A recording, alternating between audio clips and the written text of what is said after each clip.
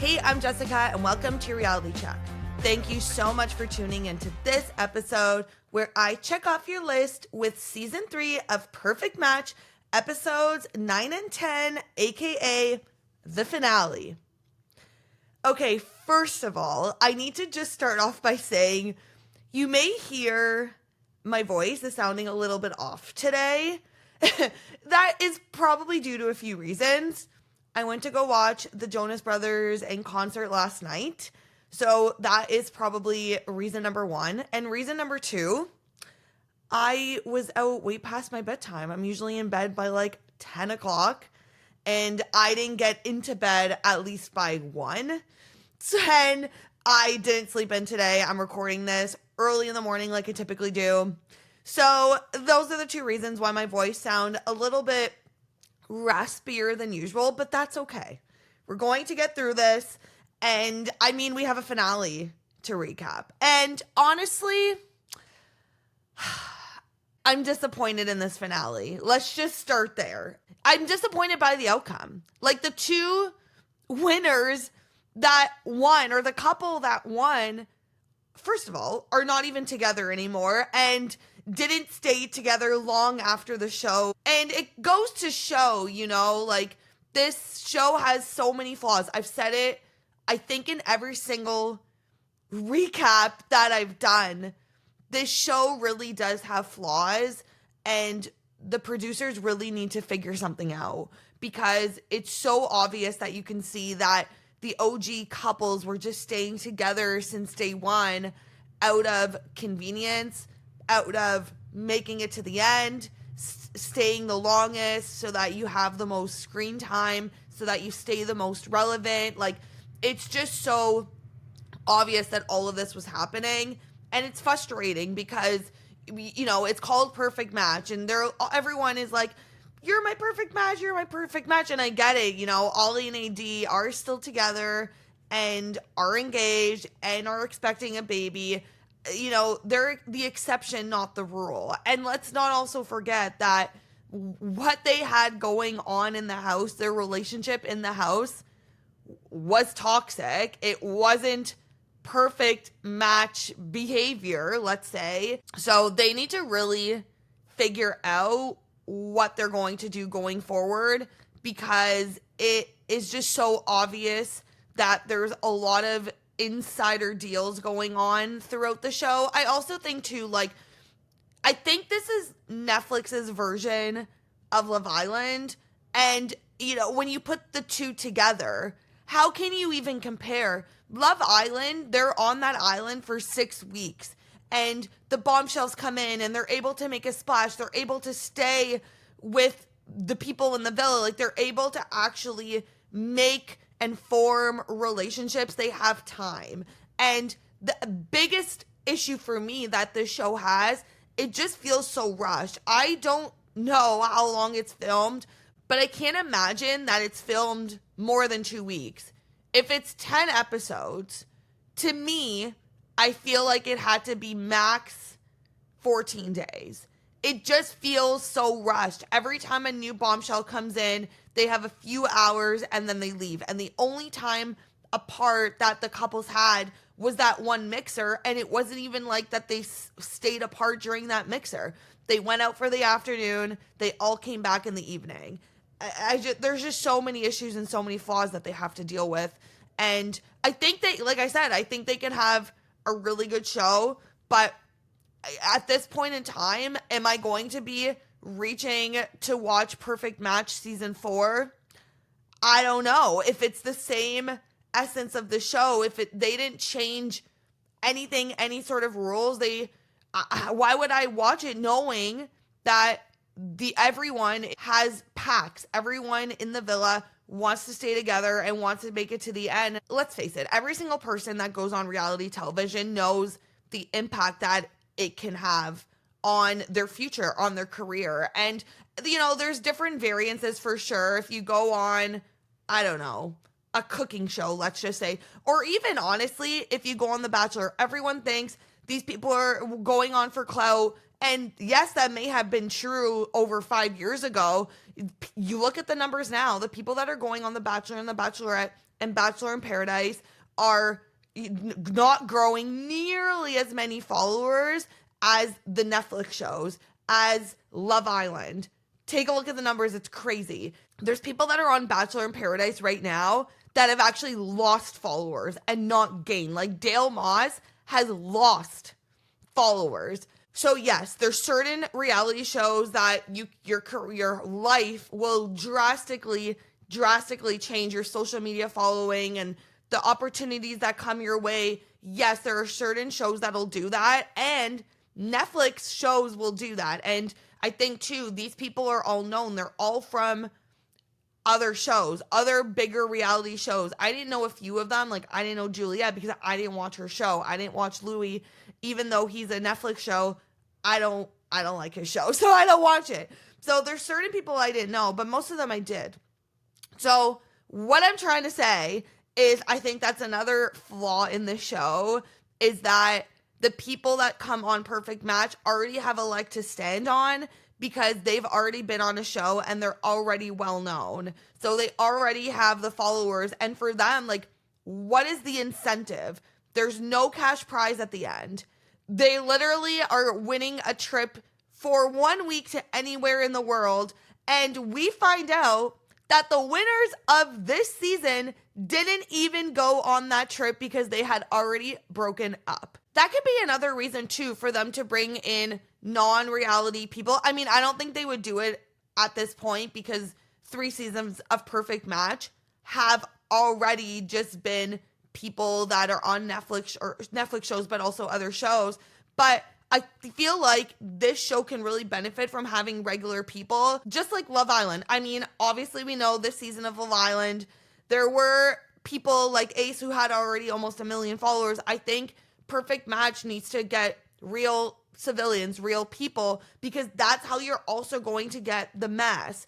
If you have people that have crossed paths from other shows, do you think they're actually going to turn on them, explore other connections? Most likely not, because they are in a small circle. They've already been able to talk to each other. They're already able to have pacts with each other. I think if you bring people on this show that don't have a following, that are just regular old people, I think you can also just have a greater impact because they're most likely to explore. They're most likely to dive into the experience. And they just, they're going to have an ulterior motive. Everyone does, right? Oh, if I go on the show, then I could gain a really big following and my career would take off. Yeah, for sure. But I also just think there's that. But then genuinely, they would want to make a connection and actually try to dive deep on this experience, because honestly, what else do they have to lose? And I think the other people that come on the show that are already from shows, they do have quite a bit to lose because they're already well known. What do they really need to go on Perfect Match for? They're not doing it for the money. Yeah, I'm sure they're getting paid. They're not doing it for the money. There's no cash prize. No one looked like they were interested in finding love, other than, I guess, you can say AD and Ollie, but again, let's take that with a big grain of salt, because what they had in the house did not look very positive. Let's just say that. They're just there for the airtime, because more airtime equals more views and more brand deals. So anyways, that is my beef with the show in a nutshell. Let's get into the recap. So in episode 9, this episode starts off with, it is dead silent in the house. It is so quiet because everyone is just mad at each other from the last episode. You have Lucy, who's mad at Daniel. You have AD and Ollie, who are mad at each other. All Sandy and Louie, everyone is just so mad at each other, and it's dead silent. And we see Ollie have an argument, and we kind of get an in on, maybe how controlling, manipulative, all of those things that Ollie is, because he says to AD, what do you want me to do here? I'm just going to go home. Is that what you want? If you don't want to do this with me, if you don't want to be with me, then I'm just going to leave and I'm going to walk right out of here. And he's threatening AD with himself leaving, because you actually think that AD wants Ollie to leave at this point, especially they're already almost at the end. AD, of course, doesn't want Ollie to leave, so obviously she's going to try to get him to stay, and he's phrasing it like that. He's wording it like that, like, oh, I'm just going to leave then. Like, what are we doing here? He's threatening her to leave because he knows that she wants him to stay. And so it's like, you're going to make this girl beg for you to stay. And he basically forced her into staying with him because obviously, like I said, she doesn't want him to leave. That is a clear manipulation tactic. And the way that he came in this conversation is honestly really concerning to me, that he came in from that point of view of being like, well, if you don't want me to be here, I'm just going to leave. Instead of coming at it from the angle of like, look, AD, I'm so sorry. Apologize to her. I want to get past this. Let's move forward. And like, he didn't come from that point of view at all, that angle, which is crazy to me. So it's like seeing how reactive he is, seeing his use of manipulation tactics, seeing him, really kind of control AD in a sense of, oh, I know obviously that she wants me to stay in the villa, so I'm going to be careful with my words and spin it so that, oh no, I'm not apologizing. I'm actually saying, well, I'm just going to leave and threatening to leave. Like, it's really concerning. And AD was really quick to forgive, which also I didn't love, and it's like, okay, did you forgive because you just want to move forward, because you want to make it to the end, you know that the show is nearing an end? She even said it to him, like, you make me feel like I'm walking on eggshells around you, like I don't know when you're going to combust, like every little thing that I say, I don't know if that is going to steer you in a direction of you getting upset with me. And I'm glad that she is saying those things to him. But then, like I said, she's really quick to forgive. She's telling him that she's mentally exhausted. And, also to keep in mind, they've only known each other, I'm assuming this filmed over the course of 2 weeks. So they haven't even known each other 2 weeks. So keep that in mind. Because if this is how your relationship is starting, even though they're engaged, even though they're having a baby on the way, it does seem a little bit concerning that this is how Ollie and AD's relationship started. It didn't start on the right foot, and I get it. Like, couples can overcome things. Like, I totally understand that. But when you're kind of seeing his behavior, like at a fundamental level of like, you literally have kind of just started. This should be in the most honeymoon phase. Like, look at Madison and Freddie. They were smooth sailing the whole season. Why is that? Because Freddie is just such a gentle, amazing, great human being. Anyone that you see talk about Freddie in an interview, they have nothing but positive things to say about him. And it really, honestly, it goes back to just kind of character behaviors. And so Ollie just flipping a lid. Ollie, first of all, going back a few episodes ago, doing what he did with Justine. 80 was out of the house. She wasn't in sight. So he is making out with her, obviously slept in the bed with her, and it's literally told Justine that he could see a future with her as much as he could see a future with AD. So keep that in mind. That was only a few days prior to this blow-up fight. So it's crazy. It's crazy knowing, again, the outcome of their relationship right now. But I don't know. Starting your relationship on this foot, it doesn't seem very positive to me. But, I guess we just got to be happy for them. But for me, this conversation was very much a big red flag. And the fact that AD was very quick to forgive him, and starts off by saying, I'm mentally exhausted and, I feel like I'm walking on eggshells around you. But then again, just forgives him. It's like, what are we doing here? What are we doing here? I don't know. And then, at the end of the conversation, Ollie finally apologizes after like running in circles and threatening to leave and saying all these things. Finally, he apologizes, and they did what everyone on this show has been doing the entire season. They kiss and make up. And I am just extremely, extremely frustrated over every single little bit of this. What I thought was really funny, though, out of this whole conversation was when AD said something about having kids. And again, you know, you're having this whole blow up argument, but then you're talking about having kids. It's not the most healthy, but anyways. And Ollie was like, oh, are we having kids now? And he's like, oh yeah, in about 8 months and 3 weeks from now. Which is so funny because, you know, this was filmed in September. Fast forward 9 months from last September, they're engaged. Fast forward 3 months from them, they had a pregnancy announcement. So, you know, they kind of predicted that something was going to happen in about 8 months, 9 months from the episode being filmed. And I mean, they weren't wrong. They were off on what it was, but they weren't too far off. I mean, they found out they were pregnant 9 months later, approximately. So I thought that was hilarious, but also just honestly, very disappointed in this conversation. As much as, you know, you got to be happy for them because they're expecting a child in a few months from now and they're looking forward to getting married. This conversation, this argument, paired with many over the course of this season, paired with hearing and knowing that their relationship was just so toxic over this filming, it's very much a red flag, but let's just be happy for them and move on. Okay, so they do this challenge. Honestly, the only takeaway I have from this challenge, because it was just ridiculous. You know, it was just ridiculous. The only takeaway I have was the cold plunge. The 4-minute cold plunge, I thought that was crazy.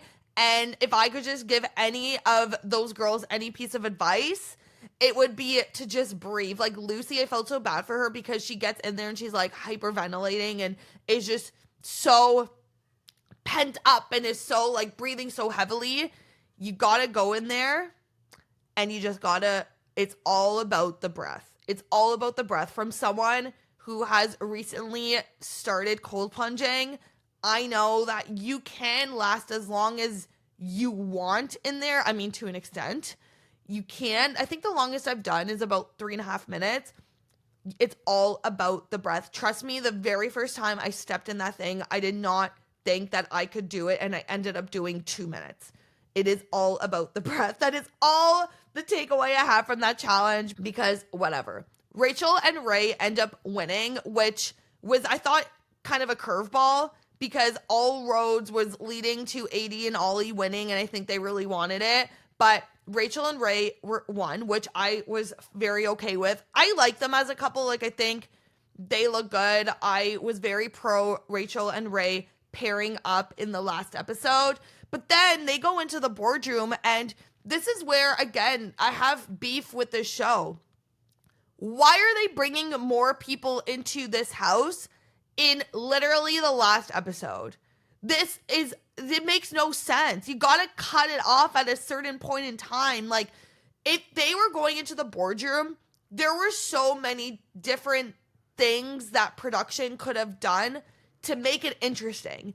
Instead of putting people on a date, they could have had the opportunity to eliminate a couple. Give them some sort of advantage into going into the finale, because getting them to just put 2 people on a date, to me, it just defeats the purpose of what this show is about. It's about perfect match. And so you're telling me that in the last, literally pretty much the last episode, you're asking people to go on a date to find their perfect match. And then aside from that, the people that they actually put on a date, first of all, Carrington and Juliet already went on a date and she shot him down.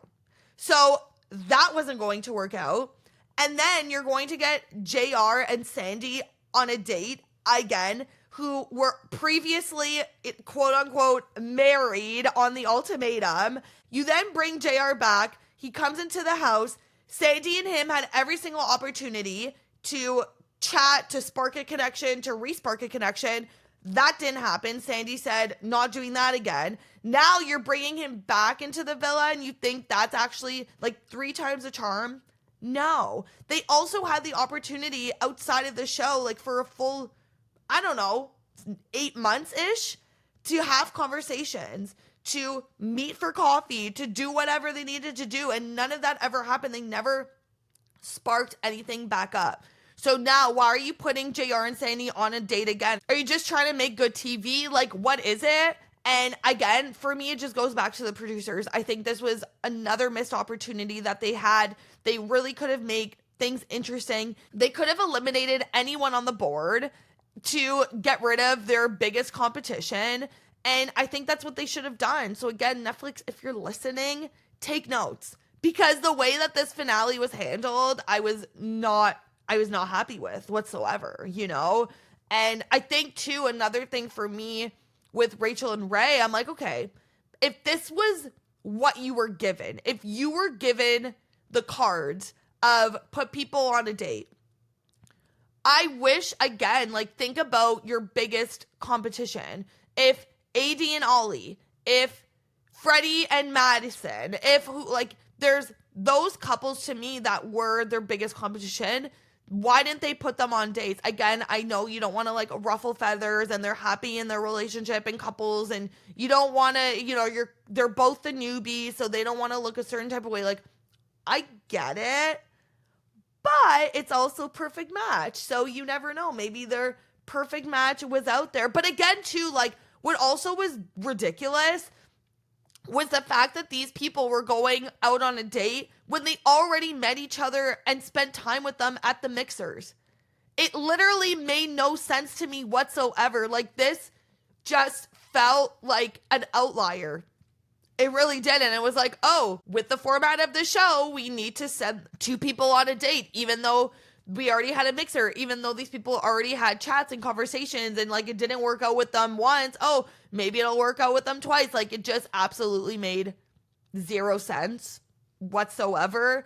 And I really think that should have been some sort of elimination.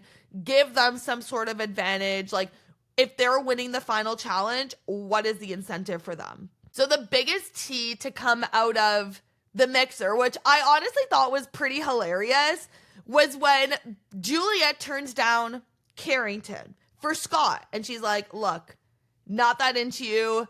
I want to be with Scott, kind of thing. And in my mind, I'm like, why do you want to go to Scott? You know that Scott is a walking red flag. But again, they give off the same energy of like the fun, the party vibes, here for a good time. So I'm like, okay, I get it from that perspective. But I'm also just like, Scott doesn't seem like the number one best choice, in my opinion. But that's what she chooses to do.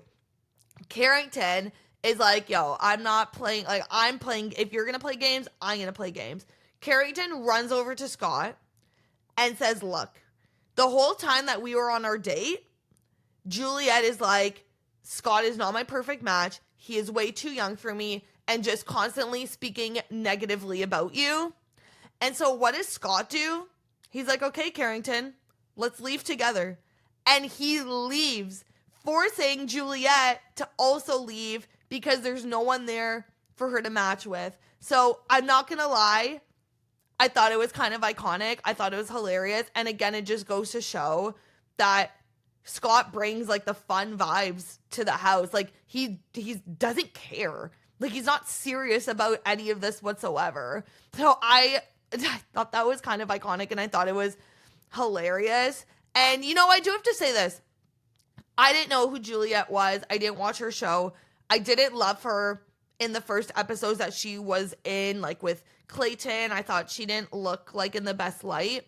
But then in these 2 episodes, I have to be honest, like, she kind of really grew on me. I actually think she's kind of hilarious. Okay, so everyone goes on dates in this episode, and I mean, it was pretty boring. I'm going to say that. It was pretty boring, and I think the most interesting thing, like the takeaway that I got from any of these dates was when Freddie and Madison were talking about, how is this going to work? And basically Freddie has no interest in moving to the States because he, helps to take care of his brother. And Madison was like, I have no issues moving to Manchester. And I'm like, I mean, if the opportunity is there, I wouldn't have an issue with it either. But I mean, at this point, it doesn't matter. They're no longer together. But I think one thing that it got me thinking, if you think about the 6 couples, 4 of them live in different countries. 4 of the couples out of the 6, one lives in the UK and the other lives in the US, which is, does Daniel live in the States or does he live in Toronto? I'm assuming he lives in the States now, but it's that is actually crazy. And you think about it, like the time difference, I think it's 6 or 8 hours, something like that. That's tough, right? When the person is waking up to start their day, the other person it's the evening for them. Like, that's hard to form a relationship. And it's not like these people have known each other forever and they're just temporary doing long distance. Like, they're on the show for 2 weeks, they leave, they separate, and they have to kind of figure things out in very different time zones. And I mean, I'm not surprised as to why majority of these haven't worked out. I'm assuming Ollie has moved to the US because AD is in the US, right? She didn't move to the UK. So Ollie moved. Obviously, Louis moved to LA because, we've seen him bouncing around. He was with Huda. Is he dating Huda? I know. But he has a kid. Is the kid in the UK or is the kid in LA? I don't know. Or where is the kid? I actually have no idea. So if he's in LA, is he flying back to go see the kid? Don't know. The other big thing that I think if you weren't paying attention for 0.2 seconds, you would have missed this. But Lucy said something on her date. And she said, I wouldn't tolerate this in the real world. Which is showing her cards. I think for this whole show, her and Daniel, yes, they've definitely had issues, and that is predominantly on Daniel's end. Anything that Lucy does or says, he uses against her. He talks down to her. We find out that on a podcast, I listened to it, The Vile Files, and Lucy was on it, and, they asked, why didn't things work out between you? She basically said that he was very controlling of her looks. That was one of the biggest issues. We even saw that on the show, right? Like, he's very controlling. Any little thing that she did, he would have some sort of say in it. If he didn't like it, she knew. He voiced his opinion. And I thought that was really telling. The fact that she said, I wouldn't tolerate this in the real world. So yeah, she was doing it for the show. She was doing it for the cameras. She was faking it until she made it because she wanted to make it to the end, I guess, and win. Again, what is the incentive for these people? I guess it's the airtime, but it's not like you're winning money. Like, can you imagine knowing that Lucy said that comment? If she made it to the end with Daniel and won, I mean, they did. She makes it to the end with Daniel and wins. And they had the opportunity to choose love or money, kind of like a Bachelor Pad situation, like a Love Island situation, like choose love or money. Knowing what Lucy said, she would totally have picked the money. And that would have been so crazy. That would have been insane. And again, Netflix has a ton of money. Obviously, they can afford giving these contestants a cash prize. Do something like it. I know it's like been there, done that. Love Island does it, but like no one has chosen the money on Love Island, at least in the US version. They're all staying together. And again, it's just like, if they don't even have a connection on the show, if they're only together for 2 weeks, then they're more likely to maybe choose the money because they haven't formed a connection and they have all these like pacts that they want to stay together, even though someone is dating someone off the show, someone has a baby on the way. Like, it's just crazy. So I think seeing what Lucy said, I was like, okay, like she knew while she was in that house that he was a red flag, but she was just sticking with it. And I think as I was watching the show and even as I was recapping, I'm like, does she know he's a red flag? Like, can she see the signs? Yeah, she was aware. She's aware all along. But again, they just stayed together for the essence of the show and they won. But look, they won and they broke up shortly after. She said on the podcast on the Vile Files, they broke up basically like a month after. Like, they all went on a trip. A few of them, not like the trip that they were given for free. They all kind of went on like a group trip. there were red flags there. Time difference, everything, was kind of just piling up on top of each other, and that was it. So let's get into the finale, which is where Daniel and Lucy were crowned the winners. And I thought this was an interesting setup because it was kind of like a reunion in a sense, kind of, because they brought all of the singles back. Like everyone came back. And so everyone had kind of like the opportunity to speak their piece, and to maybe even cause a little bit of waves, which is interesting because that's typically what happens on a reunion show. You don't necessarily see people that maybe you have done wrong or whatever it is come back on a show before the winner has been crowned and like they have the opportunity to pick kind of like who the perfect match is. Like I thought that was interesting. I have to say that. But what I also thought was interesting was this like little random challenge that they had at the end of this episode. And I heard that this was new. They never did that before because I think what happened in the last season was that like two new people that newly matched together won the show. Because if you think about it, like if two new singles come in, then you already have a relationship with all the other singles, and the singles are having a hand, like they are the majority. They're voting who the perfect match is. They voted for those people to win because they had, I guess, like the biggest, the best connection, the best relationship with them, which is hilarious. So in a way to kind of combat that from happening, they asked these people compatibility questions, which I don't know. I thought it was lame. I thought it was absolutely just so lame. And by the end of it, it was like, okay, Ollie and AD and Daniel and Lucy are the two that are up for the voting phase. And I thought Ollie and AD were going to win. Like, I was like, okay, was this whole setup of, them getting engaged, but then obviously, they got engaged and they got pregnant. Like, was this all, because they won? No, they did not win, which again is a clear indication as to their relationship being very toxic in the house. Because if they had such a great relationship, if they were just getting along all the time, then they would have won. Obviously, people would have been like, oh my gosh, AD and Ollie, like, yes, both of these couples have been together since day one. And in hindsight, you're kind of like, oh, naturally you think that they would have won because of what's going on in the real world with them right now. But I was shocked. I was honestly shocked that Daniel and Lucy won. Didn't I say it on a podcast? They are definitely not going to win. So I thought those winners I was surprised. I was very surprised. I mean, it doesn't really matter if you win the show or not. Like, look, and even the show even said it when they showed AD and Ollie getting engaged.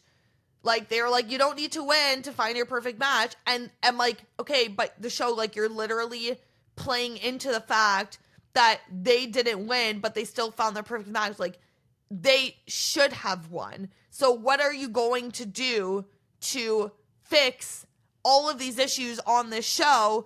Because if your winners on Perfect Match have broken up 3 to 4 weeks after you have wrapped, that is an issue for me. Because that shows that they were never really that serious about being together.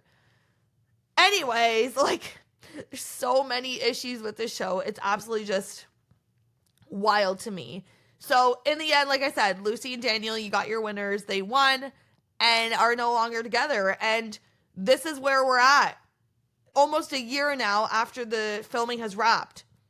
Sandy has hard launched a boyfriend. So obviously I'm curious, like, did her and Louis basically after this was filmed? Actually, no, we know this because Louis had a baby mama. He had a baby on the way. And Sandy apparently was dating some guy. The guy that she hard launched with. So I don't think anything definitely did not happen between Louis and Sandy after the show.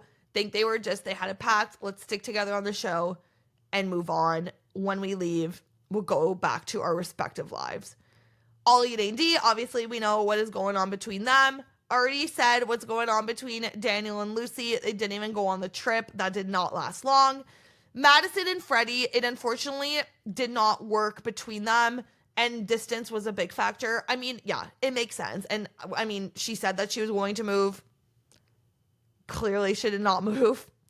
And then you have Rachel and Ray, who I don't think anything happened between them. Like, they're not together now. So I don't know. I don't think they've talked about where they're at right now. And I know Rachel's gone on a podcast, but that was kind of predominantly to talk about Clayton. So I don't know. I don't think the success rate of this show is that high. And look, like, I'm not watching this show to watch all of these love stories form and have a high success rate. Like, no, but like the way that this show has played out hasn't been the most enjoyable to watch because there just are so many flaws in this show. That wraps season 3 of Perfect Match. Overall, my thoughts on this show is, I don't know. Like, it's okay. Like, I think it started off strong. Like, I was really excited by who was coming in the show. Like, the fact that Clayton and Rachel had their moment here, was able to just see them,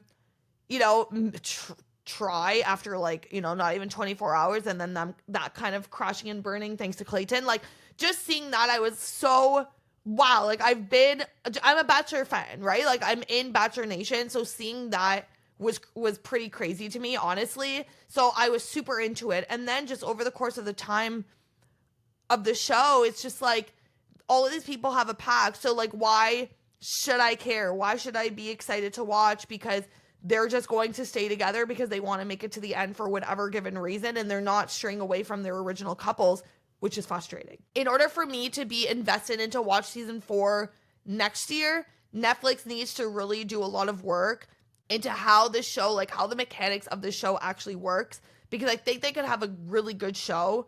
But right now, it's kind of just like, okay, let's get all these reality stars from all these other shows, put them in a house and see what happens. Like, that is literally what it's giving. There's not really like a rhyme or reason, which is kind of frustrating. So that wraps up my recap on Perfect Match season 3. I will be back very, very soon before you know it, because we got our Love Island reunion coming up very, very soon. And I am so excited, and we're going to recap it all because, oh my gosh, the tea is going to be piping hot.